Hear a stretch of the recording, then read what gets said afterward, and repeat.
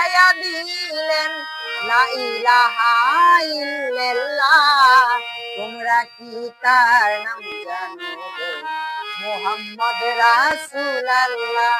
তোমরা কি তার নাম জানো গো? মুহাম্মদ রাসূলুল্লাহ। এমন একজন লাইলি আছে ভবে মজনুনি যে পাক আল্লাহ। এমন একজন লাইলি আছে ভবে মজনুনি যে পাক আল্লাহ। তোমরা কি তার নাম জানো গো? মুহাম্মদ রাসূলুল্লাহ। তোমরা কি তার নাম জানো গো? মুহাম্মদ রাসূলুল্লাহ। নবীজি আমার, ও নবীজি,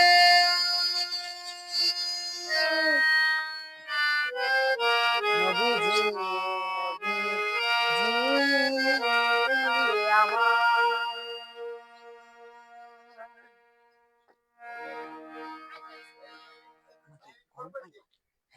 পানিটা দাও, মিক্স করে দিও খাওয়ার।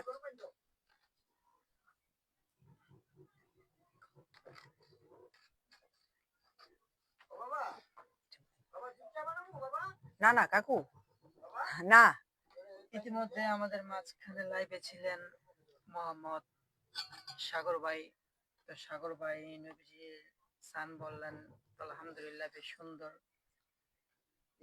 তো আমার লাইভটা বেশি বেশি শেয়ার করবেন অবশ্যই সাগর ভাইয়ের জন্য, যেহেতু সাগর ভাই ইনশাল্লাহ আরো দ্রুত মানে একটা চ্যানেল পেজ খুলে দেওয়ার চিন্তা ভাবনা করছে, যেন সাগর ভাই আরো দ্রুত এগিয়ে যেতে পারে আমাদের মাঝখান থেকে। তো সাগর ভাই, আপনি কিছু বলতে চান দর্শকের মাঝখান থেকে? আমি কি বলবো? আপনি যা মনে চায়, আপনার এই গান নিয়ে যে আলোচনা করতেছেন আপনি, মানে এটা আপনার কতদিন ধরে আর কি চলতেছে আপনার? প্র্যাকটিস আমার বয়স তো ভালো হয়েছে, কিন্তু বাট ছোটবেলা থেকে প্র্যাকটিস করি। অনেক সময় জানেনই তো, চর্চা না করলে অনেক কিছুই হ্রাস পায়, যেটা অর্জন করা বিদ্যাও হ্রাস পায়, থাকে না। অর্জন করা বিদ্যাও শেষ হয়ে যায়। Practice is the maximum perfect, ইংলিশে যেটা বলে। হ্যাঁ, তো ওইটা হচ্ছে চর্চাহীনে অর্জিত জ্ঞান হ্রাস পায়। আমি চর্চা নাই, আগে ঠিক অনেক সারাদিন হারমোনিয়াম নিয়ে থাকতাম, এখন একদমই প্র্যাকটিস নাই। তারপরও মাঝে মধ্যে আমার যারা গান প্রেমিক, যারা গান শুনতে পছন্দ অনেক আগ্রহী করে, তাদের কাছে আমার যাইতে হয় বাধ্য হইয়া। বলে একটা গান গাও, একটা গান শুনি, কিন্তু আমার তো প্র্যাকটিস নাই, তারপর ওই শুনাই। আমার মনে যতটুকু থাকে অতটুকু বলি আর কি। আপনার কি মন চায় না যে বড় স্টেজে গিয়ে, যেরকম কত শিল্পী আছে, শাহ আলম সরকার আর অনেক শিল্পী আছে, তারা যে এগুলা বলে, গান বলে, তাদের তাদের মতন হতে ইচ্ছা করে না আপনার?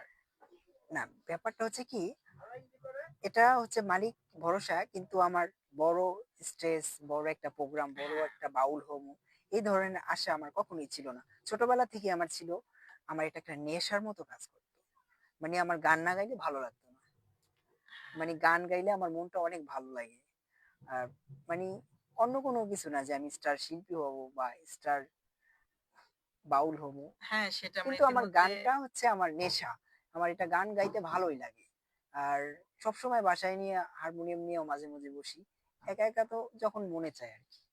আর বাকিটা হচ্ছে অনেকে যারা আমার গান প্রেমিক একটু একটু শোনে, তারা বলে যে একটু গান শোনাও ভাইয়া, একটা গান শোনাও, তখন বলতে হয় হেই। হ্যাঁ, জি, ইনশাল্লাহ আপনার গলার কণ্ঠ মাশাআল্লাহ দিলে খুবই সুন্দর। তো আপনি যদি চেষ্টা করেন, সামনে বহু দূর আগে যেতে পারবেন। সেটা কি ইচ্ছা হয় আপনার? ইচ্ছা, বাকিটা হচ্ছে প্র্যাকটিস করলে তো অবশ্যই পারফেক্ট একদিন হবেই। হ্যাঁ, জি, প্র্যাকটিস ইনশাল্লাহ। করতে অবশ্যই হবে, তো অধ্যাবসায় রেওয়াজ, এটা তো তদ্রুপ চালিয়ে যেতেই হবে, কারণ আমার প্র্যাকটিস নাই, অনেক কিছু আমি পাই না। হ্যাঁ, কারণ এখানে বলছে যার মানে গান এমন একটা জিনিস, যেমন জিম, মানুষ যারা জিম করে, আহ নিয়মিত যারা জিম করে, তাদের শরীরের কাঠামো একটা সৌন্দর্য আকৃতি পায় বা থাকে, স্থায়িত্ব। আর জিম ছেড়ে দিলে কিন্তু ওই ফিটনেসটা থাকে না, নিঃশেষ হয়ে যায়। তদ্রুপ আমাদের রেওয়াজ বা ভোগাল যারা গান গায়, তাদের সেম টু সেম রেওয়াজ কন্টিনিউ চালাতেই হয়, রেওয়াজ না করলে এটা একদম থাকে না গলার মধ্যে, হ্যাঁ, সেটাই। গান স্কেল গুলা মিলে না, একেবারে এলোমেলো হয়ে যায়, গান ভালো করে হয় না। তো আমাদের প্র্যাকটিস হয় না আর কি, প্র্যাকটিসটাই হচ্ছে মেন। তবে আমি আপনার ভিতরে যে কনফিডেন্সটা দেখতে পারতেছি, সামনে আগামী দিনে আপনি খুব দ্রুত, খুব মানে আমাদের যে মিডিয়া জগৎটা আছে সেই মিডিয়া জগৎটাতে আমি সবার কাছে অনুরোধ করব যে আপনার জন্য একটা পেজ অবশ্যই আমরা চেষ্টা করব। তো আপনি এখন কি নিয়ে শুরু করতে চাইতেছেন গান? উম, আমি নবীজির শান গাইলাম প্রথমে। জি। এখন আমার ছোটবেলা থেকে লালন চর্চা করে আসছি, লালনের গান আমি সবচেয়ে বেশি ভালো পারি।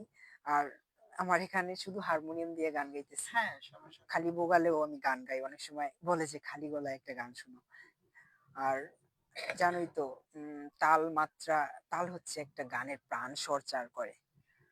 তাল ছাড়া নিষ্ফল হয়ে যায় সঙ্গীতের। মেন স্টেপ হচ্ছে তাল। আমার সাথে একজন বাদক নাই, শুধু আমার হারমোনিয়াম দিয়ে আমি ভোগালটাকে পরিচর্যা করতেছি। আমার বাদক থাকলে আরো ভালো হইতো। হ্যাঁ, আশা করি সামনের দিকে একজন বাদক আমাদের সাথে সঙ্গ দেবে, আমি ভালো করতে পারবো ইনশাল্লাহ। তো আমি আপাতত আমার ভোগাল দিয়েই আমি যতটুকু পারি গাওয়ার চেষ্টা করতেছি। লালন সাইজির একটি কালাম। উম, যে নূরে নূর নবী আমার, তাহে আরশ বাড়ি, অজান খবর না জানিলে কিসের ফকিরি।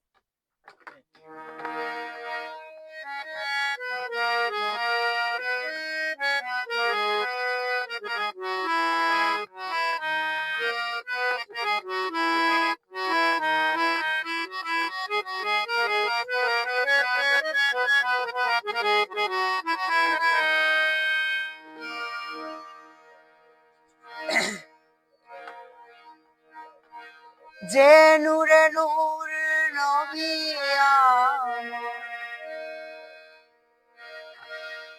যে নূরে নূর নবী আমার, তাহে আরশ বাড়ি, অজান খবর না জানিলে কিসের ফকিরি। অজান খবর না জানিলে কিসের ফকিরি। যে নূরে নূর নবী আমার, যে নূরে নূর নবী আমার, তাহে আরশ বাড়ি।